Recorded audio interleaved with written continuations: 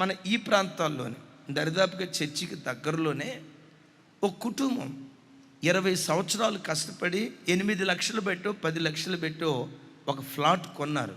ఇది జరిగి 15 సంవత్సరాలు అవుతుంది. ఆ కొన్న వ్యక్తికి డబ్బులు ఇచ్చి కాగితాలు రాయించుకున్నారు. ఆ కొనిన కొన్ని సంవత్సరాల తర్వాత అతను వచ్చి, ఇది నా స్థలం, మీరు ఎక్కడి నుంచి ఖాళీ చేసి వెళ్ళిపోండి. అయ్యా, ఒకప్పుడు మీ స్థలమే, మాకు అమ్మేరు కదా, ఇదిగో అమ్మిన కాగితాలు ఇవి, మీరు మాకు అమ్మేరు కదా, మేము కొనుక్కున్నాం కదా, ఎవడమ్మాడు, ఏదా కాగితాలు అని చెప్పి ఆ కాగితాలు కళ్ళ ముందే చిత్తు పేపర్ చింపినట్టుగా చింపేశాడు. మీకు దిక్కున్న చోట చెప్పుకోండి, ఎవడికి చెప్పుకుంటారో అడిగి చెప్పుకోండి. ఈ రాత్రి కనుక ఇక్కడ ఉన్నారా, తెల్లారిన తర్వాత మీరు బ్రతకరు అని అన్నారట. సాయంత్రం 5-6 ప్రాంతంలో భార్యాభర్తలు ఇద్దరు ఏడ్చుకుంటూ వచ్చారు. అన్నయ్య, తెల్లారిన తర్వాత మేము బతకమంట అన్నయ్య, వాళ్ళు చంపేస్తారంట అన్నయ్య, ఏం చేయాలో అర్థం కావట్లేదు అన్నయ్య, అది దరిదాపుగా 20 సంవత్సరాల కష్టం అన్నయ్య, వాడు దోసుకొని వెళ్ళిపోతున్నాడు. కన్నీరు మున్నీరుగా, పేద బ్రతుకులు కదా, కన్నీరు మున్నీరుగా ఏడుస్తున్నారు. దైవజనరాలు మేము చక్కగా చికెన్ బిర్యానీ పెట్టి వాళ్ళకి ప్రార్థన చేసి, అమ్మ ప్రార్థన చేసాం కదా, ఈ రాత్రి ఇంటికి వెళ్ళిన తర్వాత కూడా ప్రార్థన చేసుకోండి, ప్రార్థనే మన యుద్ధాయుధం.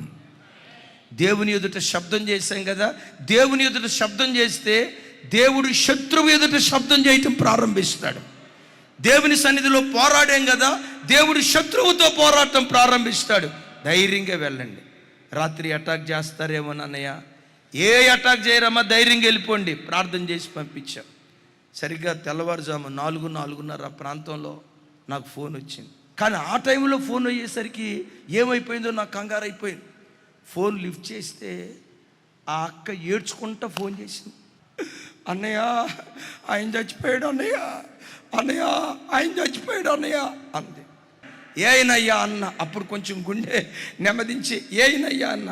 ఎవరు, ఇంకెవరు అన్నయ్య, అదే తెల్లారిన తర్వాత మీరు బ్రతకరు అన్నాడే, తెల్లారిన తర్వాత భూమి మీద ఉండరు అని అన్నాడే, ఆ వ్యక్తి భూమి మీద లేకుండా పోయాడు అన్నయ్య.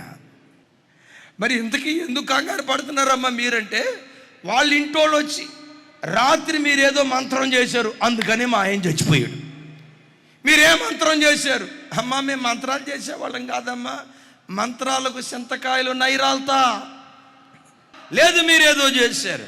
అప్పుడు వాళ్ళు చెప్తే నేను చెప్పాను, మనం దేవుని ఎదుట శబ్దం చేశాం కదా, దేవుడు శత్రువు ఎదుట శబ్దం చేశాడు. క్రైస్తవుడా, ప్రార్థన నీ ఆయుధం.